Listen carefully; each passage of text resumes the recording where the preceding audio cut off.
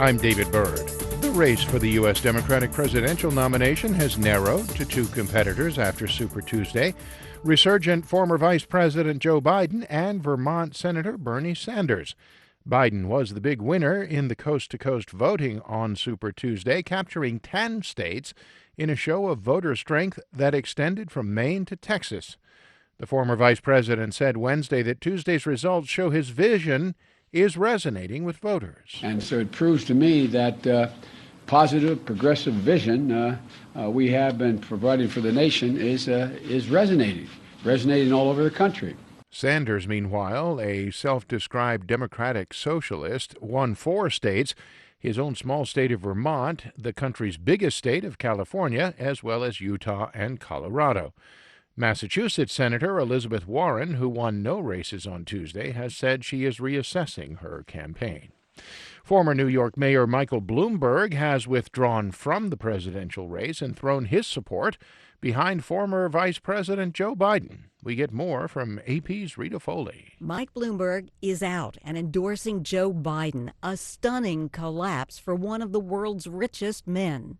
Bloomberg had pinned his hopes for the nomination on the Super Tuesday states, but won only the territory of American Samoa.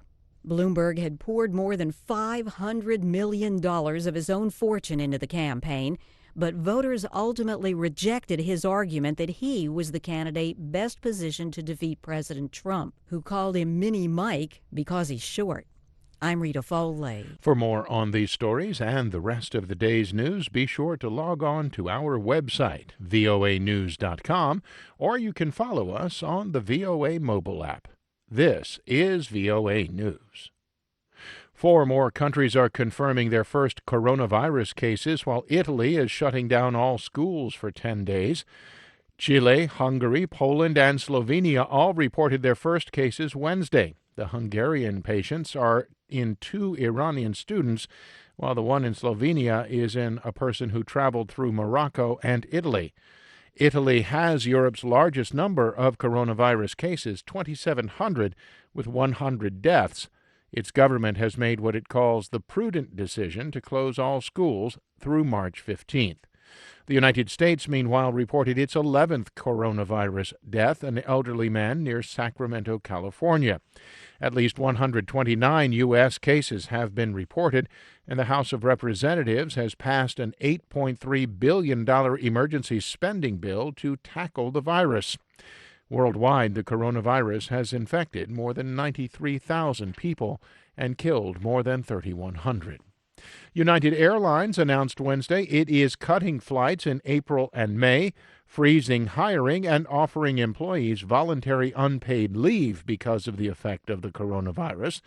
AP's Ben Thomas reports the rapid spread of the virus is forcing travelers to reconsider their trips. COVID-19 has now sickened more than 92,000 people around the world. Of those, some 3,100 have died. The Centers for Disease Control and Prevention is recommending people avoid all non-essential travel to China, Iran, South Korea, and Italy. It also says older adults and those with chronic medical conditions should postpone travel to Japan. It's all prompting airlines and hotels to adjust their cancellation fees, waiving them in many instances. Meantime, travelers going through with their plans are buying more cancel for any reason travel insurance.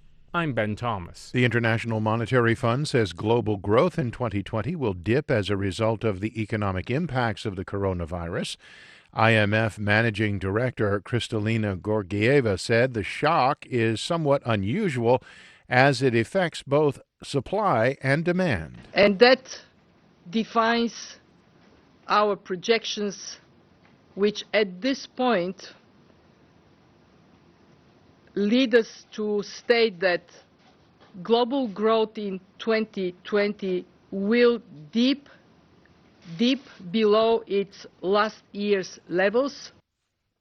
World Bank President David Malpass said the bank is working to provide a fast, flexible response and stressed that speed is needed to save lives. Stocks rebounded on Wall Street, and some good news on employment. The Dow Jones Industrials were up 4.53%. I'm David Byrd, VOA News.